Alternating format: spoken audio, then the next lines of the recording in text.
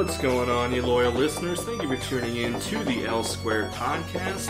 I'm your host here, Luke Larson, and again, per the usual, the man will be assisting me in leisurely launching you into levity. He's back, unfortunately.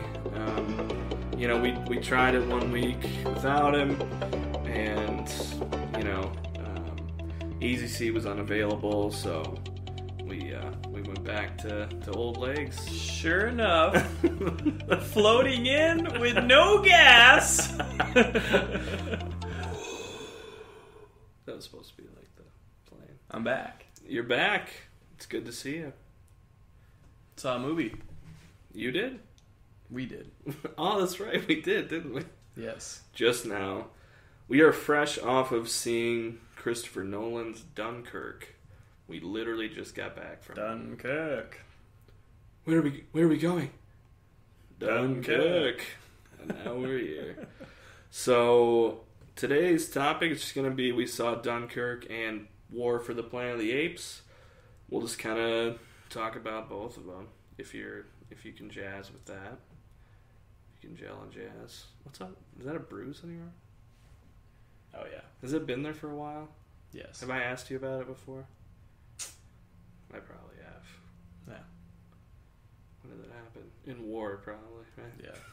Right. Your airplane, because she didn't open, so you're just banging it with your elbow.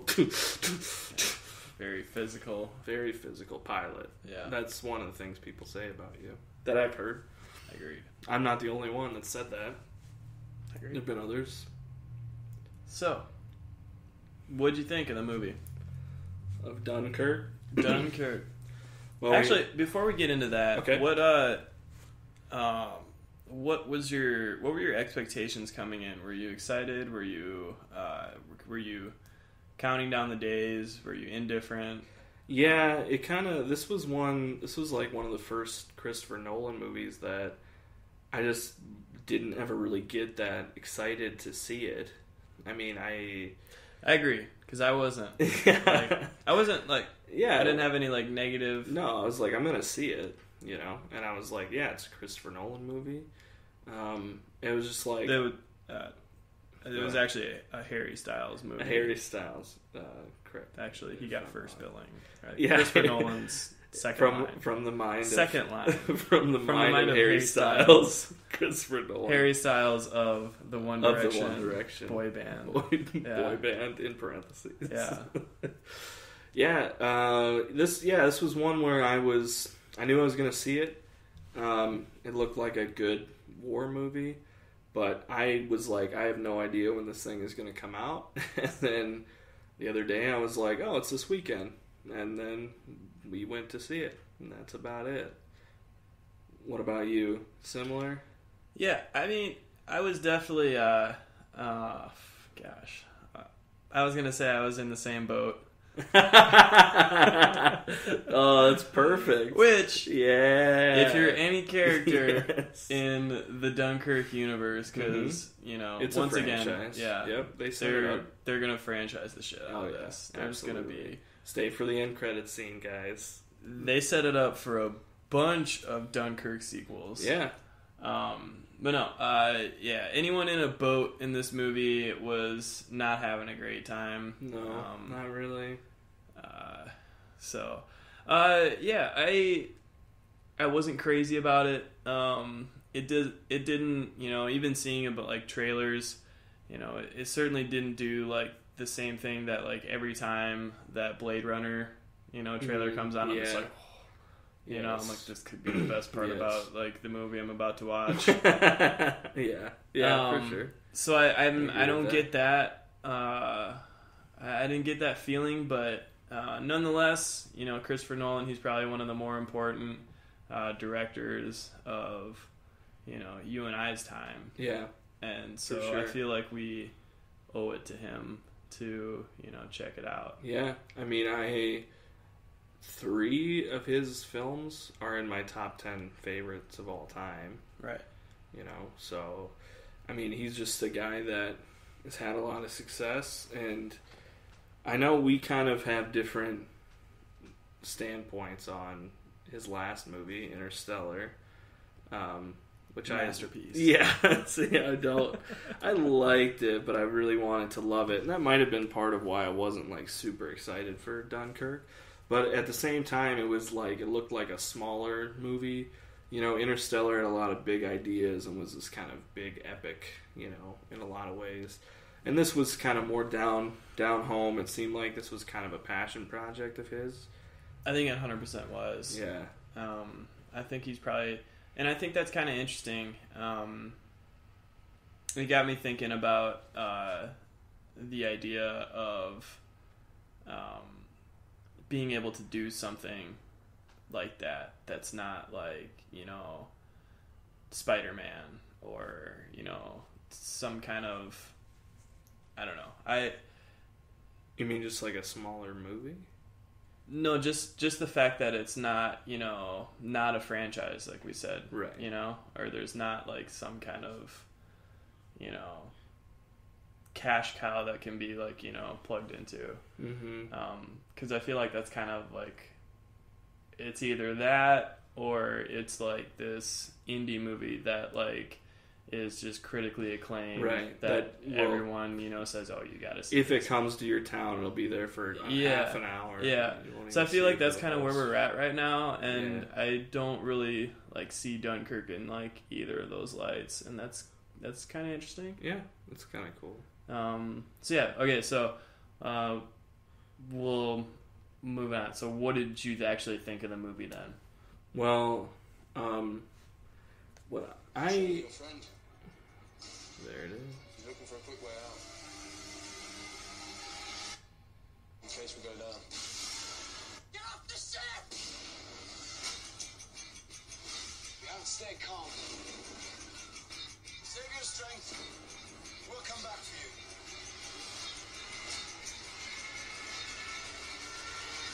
Dunkirk, rated PG-13. Yeah, there it is. Dunkirk, rated PG-13. That reminds me, I'm going to bring something up later. But, yeah, I liked it. I mean, I wasn't in love with it. It doesn't give you that awe-inspiring, like, sit back in your seat like a lot of Nolan's movies do, where you're just like, oh my god, you know.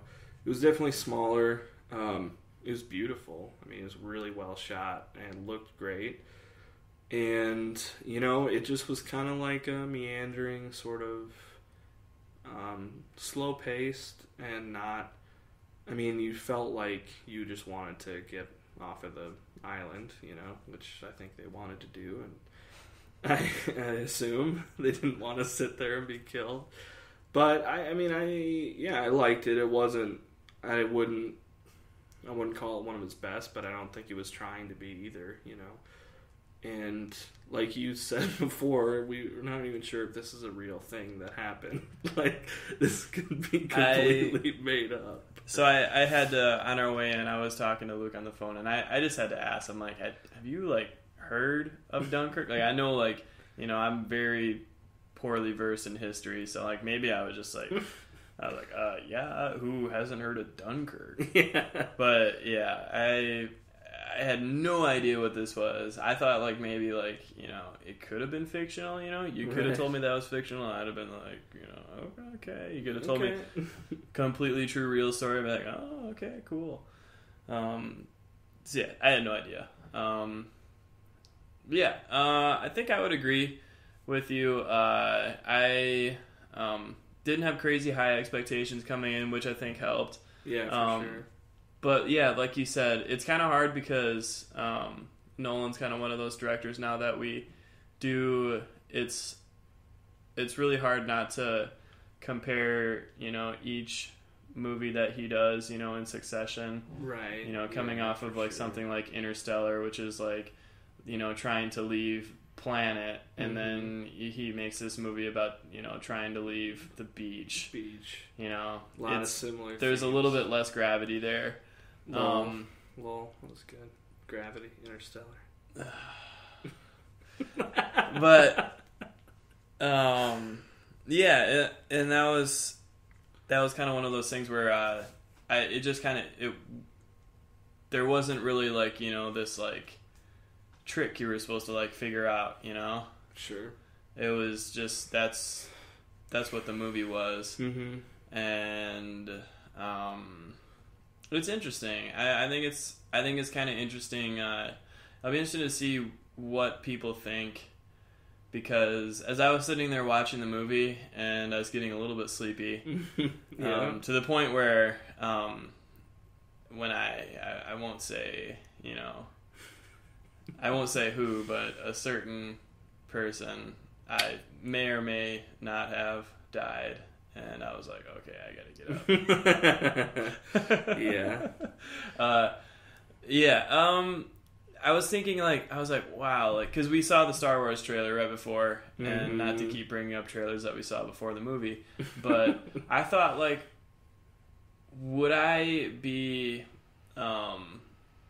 would my excitement level be different if I were watching, X-Wings, battle instead of interesting, instead of like these, World War II planes that kind of do the same thing, and it's like well, do they have gas? They got shot by like 3 bullets and they go down. Yeah. And it's like, very kind of primitive, dogfighting, which is like exciting, but I wonder if like this is like a bit dated for, maybe our age group, or just like, there were a lot of old people in the theater. Right. There were a lot of old people. Yeah, so that was kind of one thing. I wondered if it was maybe just me, but I couldn't help but think like, maybe if they had, plasma cannons and lasers attached to them. I hear what you're saying, and I'm not going to be opposed to seeing X-Wings in the movie, Yeah. But I think, this was just kind of like it wasn't even like a war epic, really. It was just kind of, I think they probably could have played more on the fact that they were kind of sitting ducks in that kind of scenario. And they did a little bit, but it was a lot of cutting back to the boat, which is like, I liked the stuff on the boat with just the old guy and the 2 kids, and I don't know, it was just kind of it was like I felt like I was a civilian, and that there was a bunch of stuff going on, but you weren't necessarily right next to it, so you're kind of like, oh, look.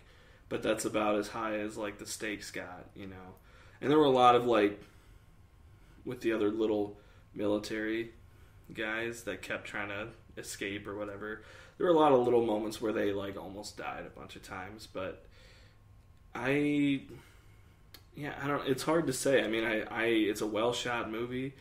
The thing is that there just wasn't a lot of character development. There wasn't really a character that you really could grab onto throughout the movie.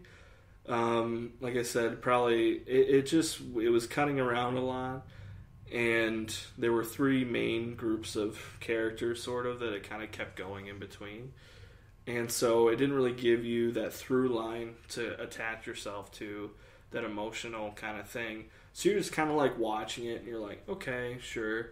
But it also, one of the things I liked about it was not exposition heavy. There were not a lot of scenes of like, all right, this is what's going on. We have to do this. All right, this, and this. All right, we're doing this. Okay, well, I guess we got to go do this. Like, the opening half hour, there was very little dialogue, if any, which was kind of cool. It was, I was like that. It was pretty clear, and there wasn't really much exposition to be even had. That everyone on the beach wanted to leave. Mm-hmm. And so that's what, there really wasn't anything that needed to be said other than that. And I guess it was interesting to see like the different level like dynamics to like how far someone is willing to go to try to get off the beach. Sure. You could maybe like see like some of the characters as being like, dishonorable. Right. Putting on like a different, soldier's clothes, who's from a different country. Right. And then being stowaways and right, yeah, trying anything you can to get on one of these boats. Right, yeah. Outside of just waiting in the lines and waiting to get, dropped on. Yeah, exactly. Which I thought was interesting. And it was compelling to watch. But yeah, I guess I I don't know. I could see this being a little bit forgetful for me. Yeah, you do struggle with that sometimes. Yeah. Your main compliment you can give a movie is that you won't forget it. You're like, I know I will never. I'll be able to say this. like 3 things about it. Yeah, you know? in 2 years. Yeah. That's your highest compliment. Yes. Yeah. So were you satisfied because of our expectations were set pretty meagerly? Did it hit right where you were kind of expecting? Was it a little bit below par? Did it exceed your expectations? I think it was right where it was supposed to be. I don't think by any means it was like below par. Mm-hmm. Just because like there's not, a whole lot of movies out like this. Like we said, like it feels like it's either like all or nothing. Like it's either a huge franchise or it's like the darling indie, and there's no real in between. At least that we would go to see in the theaters, right? And I think that Nolan's movies still have that quality where like you want to go see him in the theaters. Like you don't want to like pirate Dunkirk on your iPad, or right. You don't want to like watch it on an airplane. You want to watch it in a theater. Mm-hmm. And 100%. And it's easy for those things to kind of like wear off, but it is like the opening scene, like you can you almost feel like the bullets just whizzing past your head, right, and you kind of feel like the gravity of their situation, which I think was like kind of a big kind of. It was a really important part of the movie for you to like feel that, and I don't think you could like get that anywhere else but the movie theater. And I think that's why we probably don't have like the next Nolan project will be streaming on Amazon Prime. That's a good point. So, and he just recently denounced Netflix a little bit. I don't know if you saw that. Oh, Nolan. really? Yeah, he was something I could see it wasn't really that bad. People were making out worse than it was. He was basically just like, I don't really get it, and he was kind of saying that their business model doesn't make sense to him because it doesn't take place in the theater. Sure, was kind of his whole point. So back to what you were saying, he kind of wants you to have that theater experience. As far as Nolan movies go, do you have because he's shooting pretty high. He's got a really high percentage. Like, there's a lot of directors that you'll give a pass to that they can have a couple shitty movies, But Nolan's a guy that doesn't do movies like all the time. But when he does, you're usually pretty excited for it. So where would you put this? I know it's hard to compare it to his other movies, but would you put this kind of in the middle? Down low? Is this his worst movie? Because, and with it being like good and not great, is that like his worst that he's done? It's kind of like to say that it's like his worst movie doesn't really do it justice. No. Because we're talking about a lot of good movies, but it probably wouldn't be like my first, second, third, fourth, fifth, or like sixth pick if you like just put them all out in front of me. I definitely I'm gonna watch Inception. I'm gonna watch The Prestige. I'm gonna watch Memento. I'm gonna watch any the Dark Knight trilogy.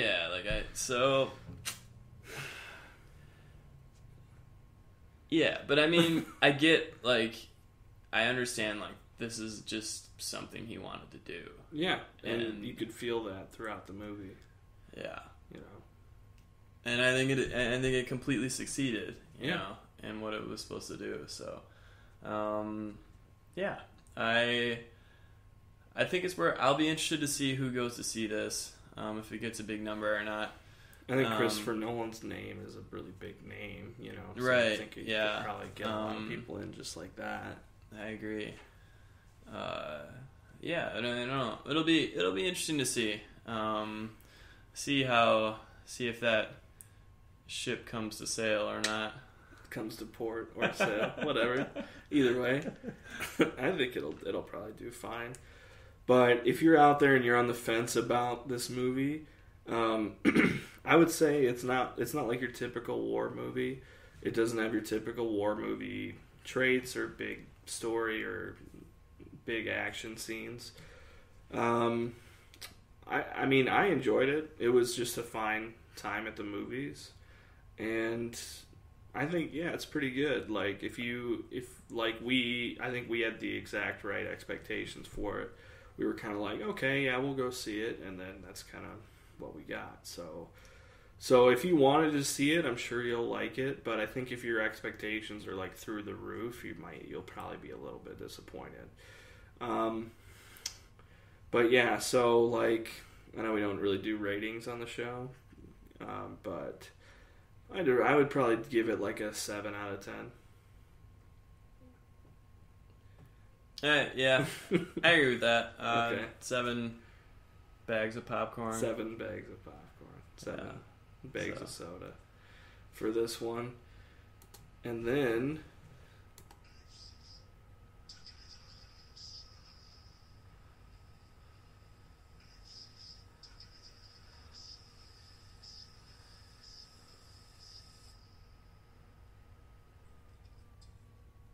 rated PG-13. That was the other one we wanted to talk about today. War for the Planet of the Apes. Very long title. The final film in this trilogy, number 3, went Rise of the Planet of the Apes, Dawn, and now War. And talk about expectations. My expectations were actually really high for this movie. Going into it, this was one of my most anticipated of the year, honestly, because I liked the last one so much, and then just seeing the trailers, the first like trailer for it, just I was blown away, and I was like, I cannot wait to see it. I've been a fan of these. Like I am a huge fan of the original Planet of the Apes movie. Tim Burton's can suck a dick as far as I'm concerned, even though it's Marky Mark. The movie sucks. But yeah, so I was extremely excited to see this. What about you? What did you think going into it? These movies, I usually they don't really ever like pop up on my radar until like a week before they come out. Okay.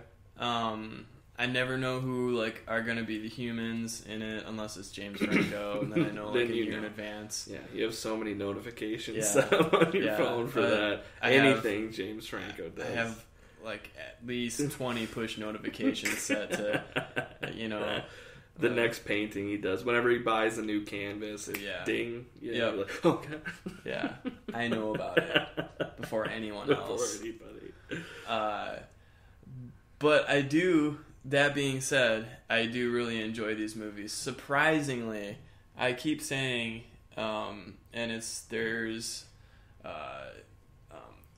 this doesn't change after seeing the last installment, but I keep saying that this is like probably the most improbable movie franchise to come back and be really good. Maybe besides the Fast franchise, which like kind of happened like in our, the Fast franchise didn't like take 20 odd years off and start up again and suck and then start up again, and actually find its stride. So to say that these movies, keeping the ridiculous titles so long, so hard to say. To say that these movies are actually good are really good is kind of just a minor miracle in itself. That being said, this one's kind of a tough watch. Tough meaning I don't know, we're humans and what do you mean? Humans are kind of not like there was some kind of like uncomfortable things. So I guess I don't know, do you want to go over like just the basic premise of what's happened so far and what kind of goes on in this movie before we so dive it? Should we get into spoilers with that? Yes. Okay. All right. we're getting into spoilers. If you haven't seen War of the Planet of the Apes, if you want to, War for the Planet of the Apes, then go see it. Pause it. Go see see it. Come back. Play it. Boom. There we go. We said it same time, maybe even slightly before you. So, if you haven't been following along with the movies, I'll just give you a quick once-over. So, Rise, that was the one with James Franco, like we mentioned. He was a scientist. They were experimenting on these apes. There was one that was particularly smarter that they gave this drug to, whatever. And they kind of had a rise up, pretty much, of apes that kind of came together, and there was some... They went off to hide in the woods after they confronted humans, and then the second one, Dawn, takes place years later after this virus came out from, they called it the simian flu, from the apes that humans got that killed a lot of the humans, and then the apes kind of created their own kind of colony, and their own tribe, sort of, and they're kind of fighting with the humans. And then, well, they weren't necessarily fighting right away, but then there was this big conflict right at the end, and then they kind of were completely on separate footing. And then this one is now where, obviously, it's called War, so they are going to have this big battle. And it's kind of humanity's kind of at its last rope. They're kind of at the end, and they're just fighting back. They're doing everything they can. And some shit goes down, and even though in Dawn, Caesar didn't necessarily start all this, but now it's kind of come to a point where he has to do what he has to do to save his family and save his people. And, there's some tough choices that have to be made, and we kind of go with it like that. So I'll just say right off the bat that I really, really like this movie. Like, I borderline loved it. I think it's definitely like one of the best of the year. I think maybe it is like pound for pound the best movie I've seen this year. I'm comfortable saying that. Probably not my favorite, but for me, just like, it was everything that I wanted out of this movie, what I wanted it to be. Like, first of all, just gorgeous looking movie. The cinematography was excellent. Anytime I realize this watching this movie, if you give me a movie like shot on film that shows shots of like damp trees and like wet beaches, I am all in. Pander to me all you want. If you put those in there, I'm pretty sure I'm going to love it. And it was just like, the Rise was good. It was a good origin. And then Dawn, I really loved Dawn, and you could see what it was going to become. But I thought Dawn had a little much on the exposition, and a little bit heavy with the humans, even though we are humans. It was just kind of like, look, we know humans suck, and we're going to just do human things. And I was more interested in the apes. So in this movie, it's pretty much all ape-centered, and you really side with them. And I don't know, just the way they were able to do it, and then the little things they put in there, like I said to you, where they set up the original Planet of the Apes, just these little nuggets they put in, I fucking loved, man. I was just like, I had a great time with it, and I had a great theater experience too. Yeah, I would have to agree. I really like this movie. I think it's a wonderful end to the Apes franchise. Yeah. As much as I'm sure that it won't be the end. There'll be some kind of reimagining where, I don't know, they're on a road trip, or, remake the Charleston Heston, prequel to Heston Landing. I don't know. In Passengers.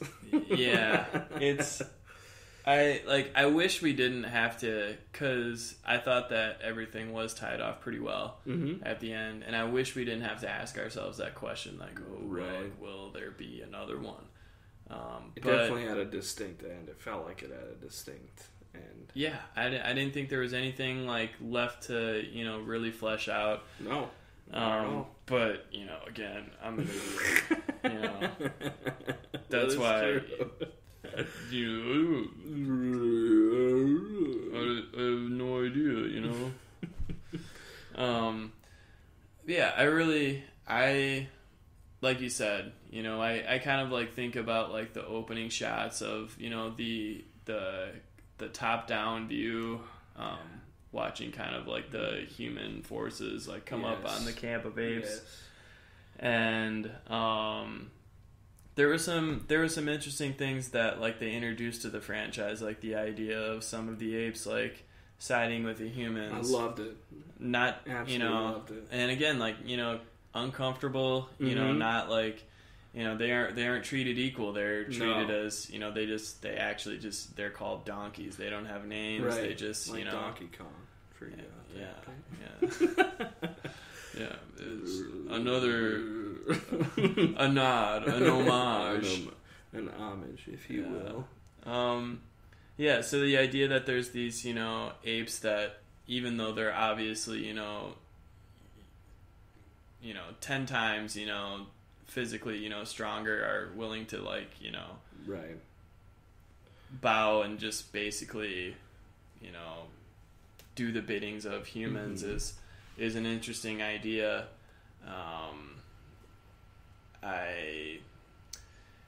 I thought that the idea that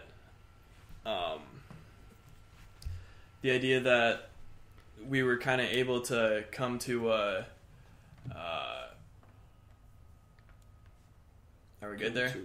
Yep, we're good. Okay. Made a little switch here. Yeah.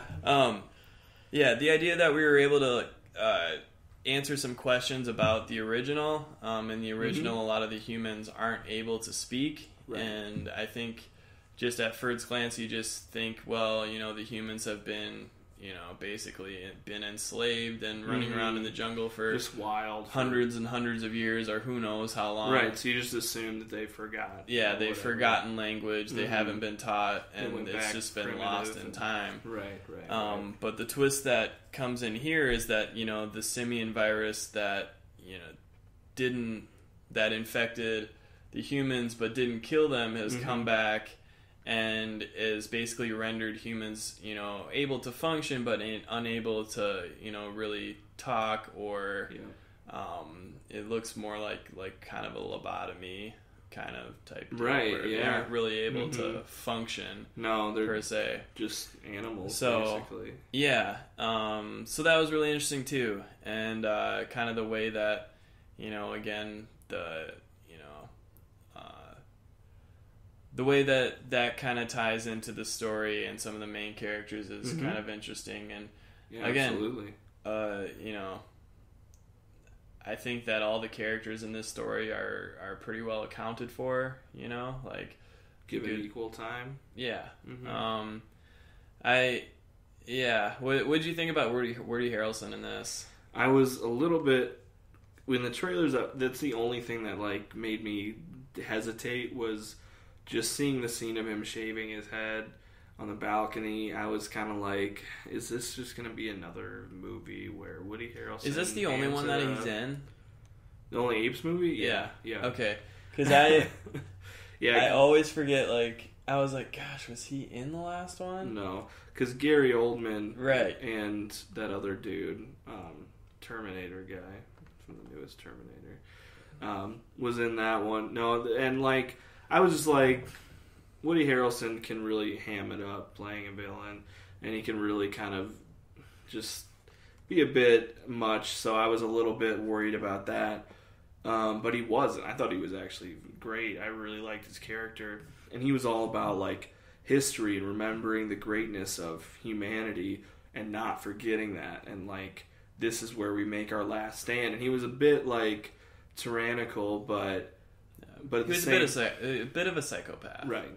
But I could totally see where he was coming from, and I was like, yeah, like it would suck to just be like afraid of these enhanced apes that are just much stronger than you and becoming smarter and smarter, and there's so many more of them, and your people are sick, and you're basically like, what do? Do you just wait till you get eradicated, or do you take a stand, you know? And I think I could really see where he was coming from a lot. And I mean, I don't know if I'd necessarily join him, but it really, like, that's the role of any good villain, is really to see his side. And I mean, he went deep. I mean, he was really dark. You saw how dark he really got towards the end there. But yeah, I just, like, I don't know. It was just one of those movies where it's like, finally a movie lived up to the hype. You know, and I feel like it's been a while since a movie lived up to the hype for me. Like, probably since, like, Mad Max was the last movie I was so excited to see, and it was so awesome, you know? Like, that's probably, like, Episode 7 I was obviously super excited for, but that's just a movie that's never going to live up to your expectations. Especially when we've been waiting so long for that, you know? It's like, I knew it wasn't going to, so... But this one really, like...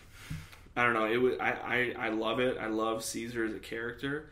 Obviously, the special effects are fucking incredible. I mean, that just blows me away. That's worth the ticket price right there. Just seeing these effects and the work that Andy Serkis is doing with motion capture. They really have nailed that aspect of it, right. And it makes you wonder how, like, crap, like, you know, The Hobbit. You know, awful. How they, awful. And we were just talking about how I don't think either of us saw the third movie, but right. Just how like, you know, how heavy-handed that CGI is, and how it just doesn't, like, just glossy and in your face. Yeah, and you're just like, I know this is fake. Like, I can practically see the green screens and the fake lighting, and it's just gross. And I guess maybe that's just you and I, like.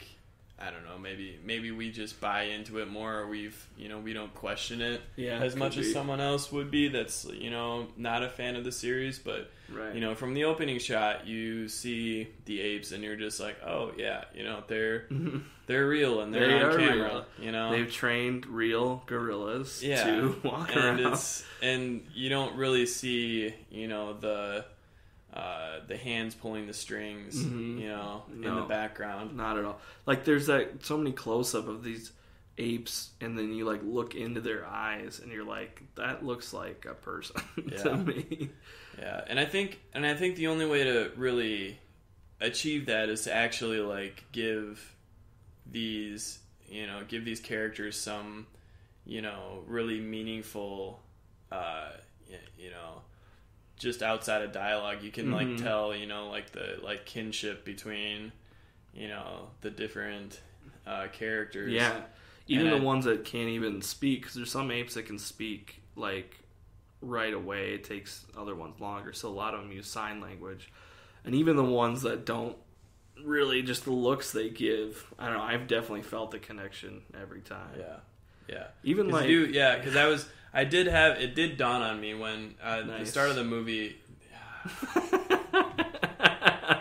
Yeah, you are really hitting those. Rising to the occasion here. When it's like a gathering of all the apes, and they're sitting there. Spoiler: at some point they'll gather. They gather, and they're all talking. Mm-hmm. And it's either through, like, you know, kind of just ape grunts or like sign language, and I think it's got to be like 6 or 7 minute long scene, and you're just reading the dialogue, and I just kind of like dawned on me. I'm like, wait, I'm just like listening to like grunts and noises, but it sounds like language. Yeah, it really does. And you don't question it until it's incredibly engrossing, and I think that's kind of a marvel unto itself. Yeah. And I think that's kind of, you know, half the reason why these movies are so enjoyable, because it is so, like, believable, even though it's so far-fetched. Right? Yeah, like... Is it, though? Is it? I don't know. I guess I've always been afraid of monkeys, so, like, I hate monkeys. And so, like... I would hope that I come down with simian flu. Yeah, I'd be I like, would too. Shoot. Oh, man. Dang, I don't have to go. I'm not going to make it through this one. Yeah. Wow, golly. Yeah, I'm either trying to join the Apes or hope I get sick. Yeah. And I don't like option 3 and 4. Right, exactly. No, not at all. Yeah, I'm still afraid of apes and monkeys. There's two similar, which I think is a lot of the reason why we have that fear in us. But I think, back to kind of what you're saying, I had this thought. Do you think we maybe wouldn't enjoy these movies as much if these special effects weren't as good? Because we know that it has really good writing and good storytelling and it's well shot. But I think that part of what makes you really buy in is how great these effects are. Because that's one thing that'll instantly take me out of a movie, is just bad effects. You know, you see it, you're like, all right, it's a movie. You know, it instantly takes me out of it. And maybe at some point you get used to it, but like, I feel like that honestly has a big part to play, and I don't think that should be shied away from, because there's hundreds of people that put months and months and so many hours into these to make these special effects look as great as they do, you know. Yeah, I would agree. I don't think that as much as I do like, you know, classical, you know, I don't know what you would even call it now, just like the kind of retrograde, you know, like putting on the makeup. Yeah, like practical effects, puppetry. Yeah, and I mean, we've seen what that can do, and I think I just don't that was think a lot of what Tim Burton's was a lot of that makeup. It was. It looked good. It was, but I don't think that you can convey like the full spectrum of emotions right with that. No. And it's just limited. Like you can be like, you know, intimidating, you can be like aggressive, scary, you know, those are easy emotions to convey, like when you have, you know, ape makeup on, but you know, the very best scenes in this movie aren't really, you know, apes any of that. Yeah, it's the, you know, it's the heartfelt kind of like, you know, these. It's basically you know, it's a very Moses leading his you know, people out of Egypt very kind of story. Yeah, you know, even up to the point where, you know, the apes are enslaved and doing hard labor for quite a while, good chunk of the movie. Right, which is where with that, you know, that's, you know, not an easy watch by any means. Right, that was seeing the anything hardest but part. Anything like that, but yeah, it's definitely an odyssey. I'm interested to see like how these movies, you know, how they kind of stack up, like, you know, if you were to watch them like back to back to back, you know, because they do kind of feel like kind of their, at least the first one and the third one feel very different, feel like their own kind of thing. Yeah, you know, 100%. Yeah. Like I was like, oh, like when the second one was announced, I was like, oh, okay, like I didn't really, I don't know, maybe I'm an idiot. Again, you are extremely stupid. But yeah, it's interesting, like, you know, because it does feel, the first one doesn't really feel like a franchise movie. No, yeah, no.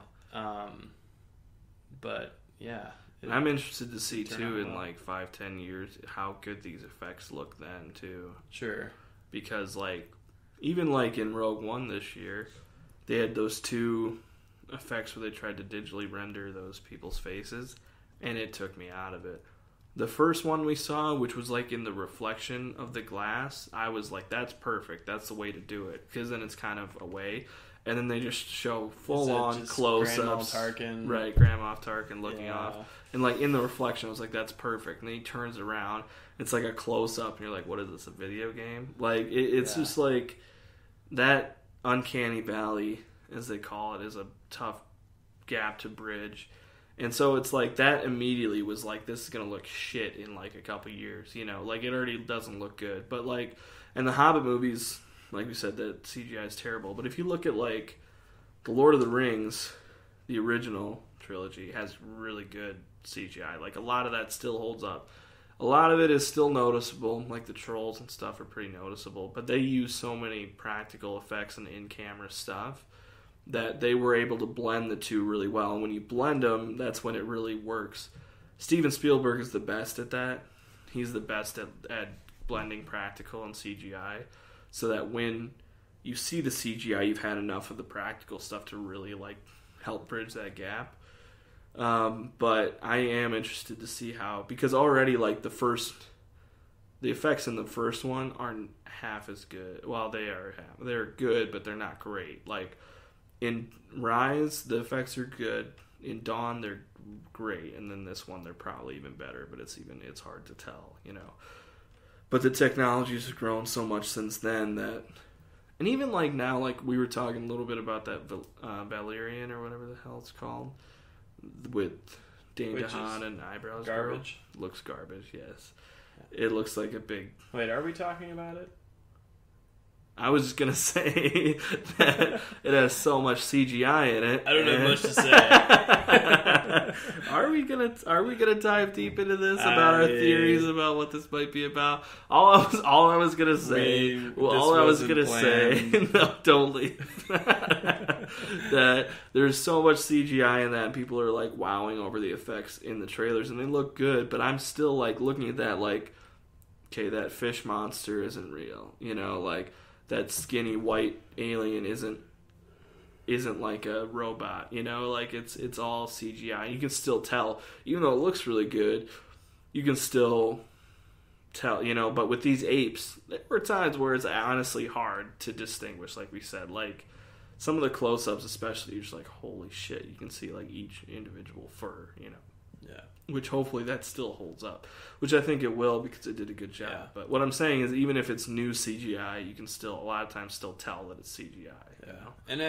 And they didn't like shy away from it. I mean, there's plenty of scenes, like there's literally you know, tons of, you know, probably 10 to 15 minutes of camera footage where the little girl is just riding on top of you know, the Jerome or the big, I can't remember the big orangutan looking guy. Name. So you know, and if those special effects don't work, you can't shoot that scene that way. You know, That's it's gonna be like, she's riding the cartoon, you know, guy. Blah, blah, blah, yeah. Blah, blah.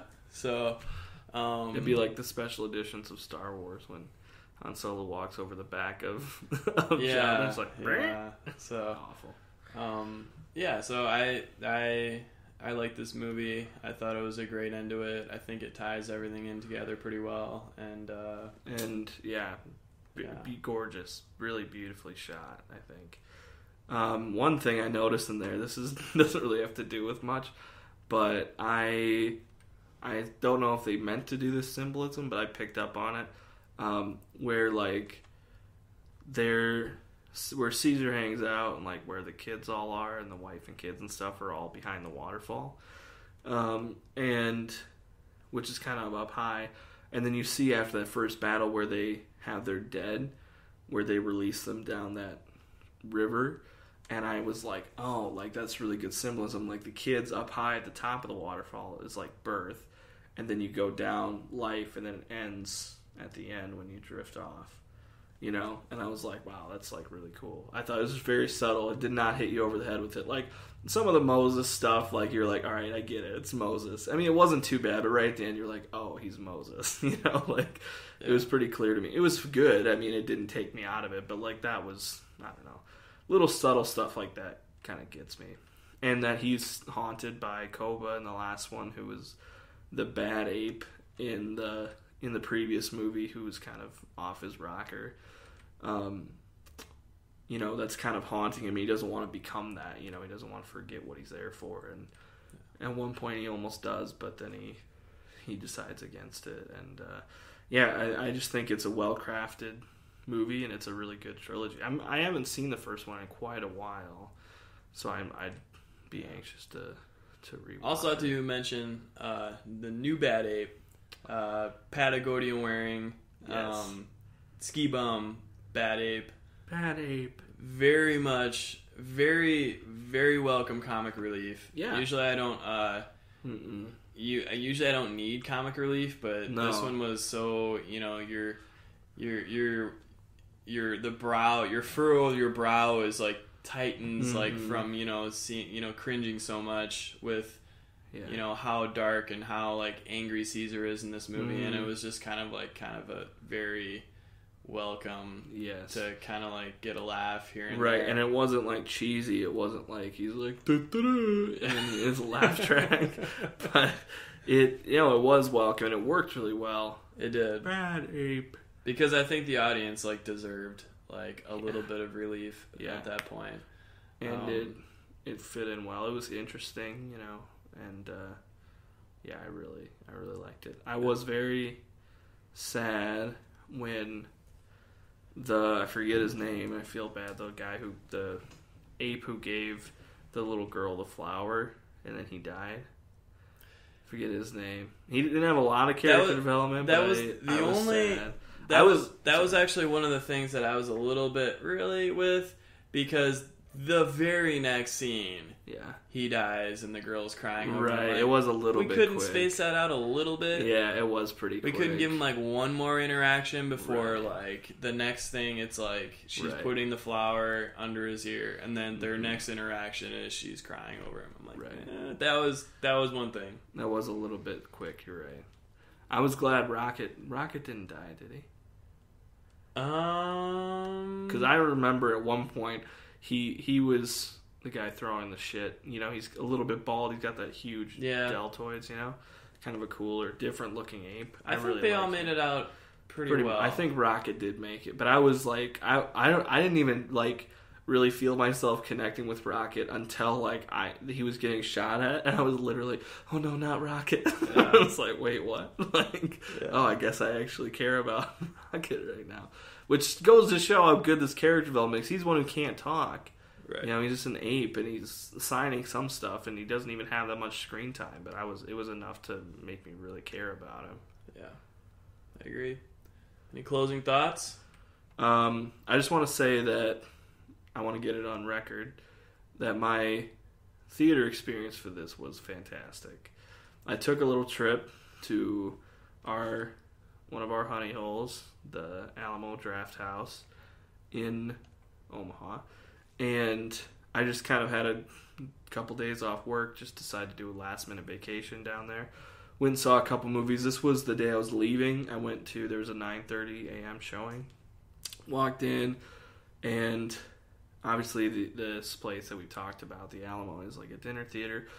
So I wasn't really expecting them to necessarily have food, but they did have a bunch of breakfast stuff, which I was pretty surprised about. But I was like, do you guys have any like coffee? And he was like, oh yeah, we'll bring out like this big thermos so you can refill your cup a couple times. So I was like, all right, cool. So I had that and popcorn, and I was just expecting it to be, you know, shitty coffee like you normally get out of any percolator. Any kind of public event that you can have free coffee at usually is awful. So I was like, well, I just kind of want coffee. And came out, and they brought a little thermos, a little cup, poured myself some. It was so good. That coffee was so good. And I'm just sitting there. It only cost me $5 because it was early in the morning. There was like 4 other people in the theater. Just sitting back and then watching this great movie, drinking this awesome coffee. I'm just like, this is where I want to be when I die. I want to be in this chair. It was phenomenal. One segment, you kind of made me think of it with this being kind of a hard watch. I wanted to bring this up. We've only done this a couple times in the show, but just kind of go off on a little bit of a tangent at the end, bring up kind of a weird topic, and because I'm interested to hear your thoughts on this. Doesn't really have to do with these movies. If you're okay, we have not pre-planned this at all, so you give me a little bit of a nervous look. Is that okay? I mean, as long as it's not that stupid, I don't know I can't even remember it now. Valerian Steel. We're gonna dive deep into Valerian right now. That's coming topic. Up. Coming up on our next episode. Next one, we're gonna go into all our. We talk theories. About one movie that Luke has seen, but World has not, and he's gonna pretend like he has seen it. Yep, and we're gonna have fun. I was gonna ask you about separating the people from the art and the things they do. And the reason this comes up, I don't know where this came from in my mind, but I just started thinking about it. Like, here's something. I've never seen a Woody Allen movie, and he's kind of an important figure in the history of Hollywood and cinema. He's a lot of important movies. And he's one that a lot of people love. He kind of has a unique style, you know. And, you know, when you're building your repertoire and watching more and more movies, you're kind of like, well, I should, you know, watch some of these classics. But then, you know, you find out that, and this isn't like breaking news or anything, but, you know, Woody Allen molested his daughter, you know, when she was young, and I don't mean to take this to a really dark place right now, but it's kind of like when that happened, it was kind of around the time that like all the Bill Cosby stuff came out, where it was kind of becoming mainstream knowledge, and then like they talk about other stuff, and I just kind of like, I think the article I was reading just kind of said at some point people have to make a stand and just decide what their morals are, you know, and I was kind of like, all right, maybe I'll just never see a Woody Allen movie, you know, like, because I'm usually okay with like, yeah, but it's still just a movie, you know, whatever. And so I was like, maybe this is, because I haven't ever really done that, but I was like, maybe this is where I make my stand. I'll just never see a Woody Allen movie, you know, because of this. And I know that's kind of boneheaded in a way, you know, but I just don't know, because I feel like at some point you have to do that. And like, I was talking to somebody the other day at work about like, we get really bored at work, but I was thinking about my top 10 running backs of all time in NFL history, because I'm an NFL nerd too. And I had O.J. Simpson on there, like number 6, you know, I think. I remember where I put him. And he's like, I wouldn't even put him on there. I was like, why? You know? And he's like, because he fucking killed people, man. It's like, he was technically acquitted. No, I like got what he was meant, but that was different to me, because I was like, well, it doesn't matter. Like, he's still one of the best, you know, what he did on the field and stuff. So then I'm kind of like, well, that's an interesting point. So, like, you as a person, does that detract from what you do away from that? Does that make sense? I will say that it's easier.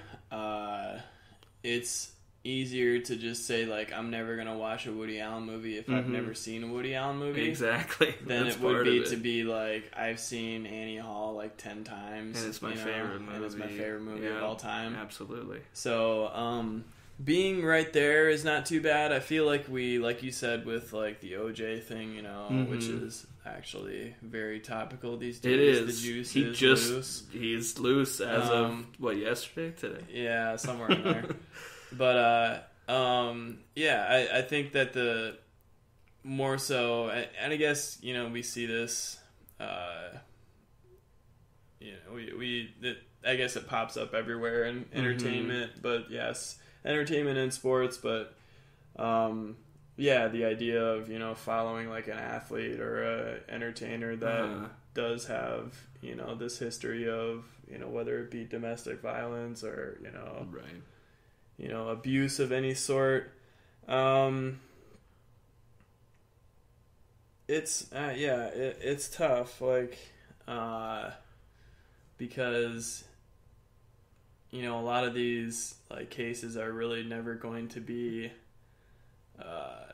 never really gonna come to fruition. You know, pretty much all of these cases are gonna just like die in court, and you know, regardless of whether the guy was, you know, 1,000% guilty or you know not, it's something that, you know, I don't know. It's, for me, usually if I can, and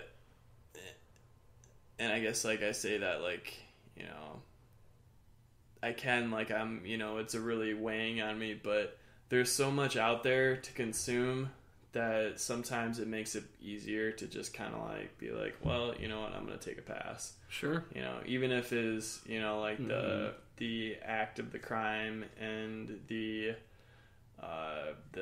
media are completely disconnected. They're two different things. Yeah.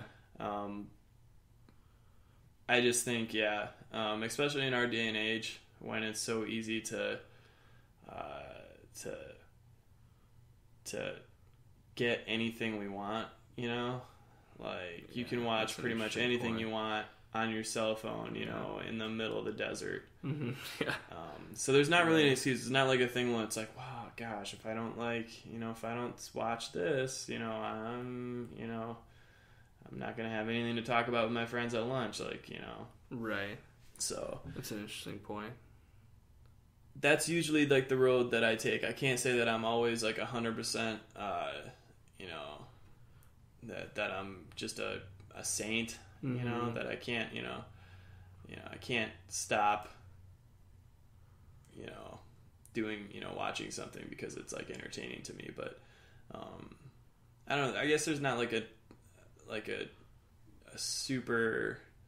There's not really a huge case for me where it's like I've been completely conflicted either. It's usually like a pretty easy. It's like, well, hard pass or Sure. whatever. Or it's not a big deal. Yeah. Yeah, and I think, I guess so. And I think with the Cosby thing, like a lot of people, obviously he's a beloved figure, and he was in the mainstream consciousness for a long time as being a wholesome, trustworthy person. So that was kind of a shock. Still is a shock to a lot of people that just refuse to believe it. But I guess I've had more time to digest that. So where I'm at with that is kind of like, I guess similar to where I'm at with like OJ is like what he did in his NFL career. He was a great running back, one of the best. And that is separate from who he is as a person. I'm not saying just because he was a great football player doesn't mean he wasn't a terrible human being. And I think it's okay to have that separation. So I guess with Bill Cosby, it's like I'm done feeling guilty for liking the Cosby Show or liking his comedy because he was a really good comic and he was, great on television. But the fact that he's a serial rapist and a horrible human being, can be separate. I think they shouldn't necessarily be 100% separate. It'll always be both. But you can kind of be like, I can like his comedy and not like what he is. I think there's I think there's degrees of fandom too. That's true, yeah. Where you can hold an opinion, and I think that's like completely fine. You can own a jersey, and then that's another thing. Like, right. Like, I have 3 O.J. Simpson jerseys, and I wear them out all the time. Like, that's a little bit more. Yeah, and then true. If you're like writing to the O.J. Simpson fan club, that's another thing. And if you're you're if wearing you're Cosby his shirt. best friend AC, and you're still riding with him, like that's another thing. And then maybe probably the worst is if you're his lawyer and you have no soul. True. But yeah, where you get paid to not be. I guess getting money. Yeah. Get that money. You can lie to yourself, I guess. Yeah. So interesting. That's what I would say. Okay. But, yeah. It's just case by case. I don't know why that's been on my mind lately, but makes me feel a little bit better. But so thanks for tuning into this episode. Sorry it got a little dark at the end, but I like to switch it up a little bit. It's good to have you back. You can check me out on Twitter at LukeLarson89. You can find us on the podcast at L Squared Podcast or L2 Podcast on Twitter and Facebook. You're probably listening to this either on YouTube or on SoundCloud, where you can always find us. We have a website up, world89.org, where we have all the audio files of this podcast, plus our blog, where we blog about movies and everything else. Thanks for tuning in, and maybe next time we'll have a more permanent special guest, but at this point we're just going to be stuck with what we got, so yeah. Woo!